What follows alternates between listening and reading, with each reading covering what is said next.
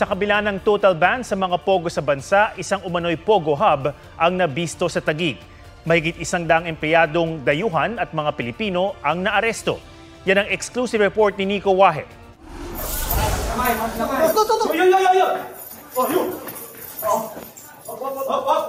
Sige, wala. Relax lang ha. Relax lang, mga pulis kami. Pakitaas lang ng kamay. ID.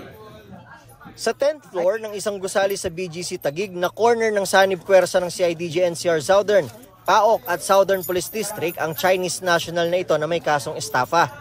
Actually, itong Chinese na to, minomonitor namin to na mga about almost a week. Hindi mailap lang kasi siya, kaya ngayon lang namin na tsambahan. Pero ang mas ikinagulat ng mga operatiba, may Pogo sa 10th floor na labag sa pinirmahang batas ngayong taon para sa permanent Pogo ban sa Pilipinas.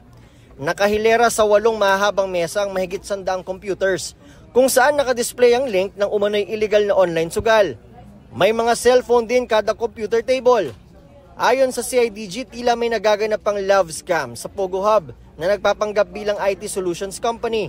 Yung pangalan nila, yung company name nila is hindi siya registered sa PAGCOR upon checking.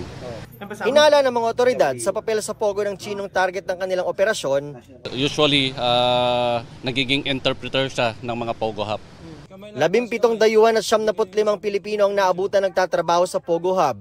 Continuous pa rin yung documentation namin sa kanila at kung talagang may violation, kung may working permit din yung mga foreigners natin, then dito lang. Ay kung wala, additional case to be filed against them. Yung mga Pinoy sir?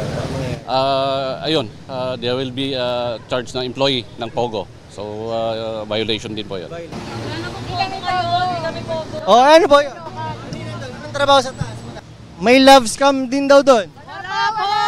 Wala! Nico Wahe, nagbabalita para sa GMA Integrated News.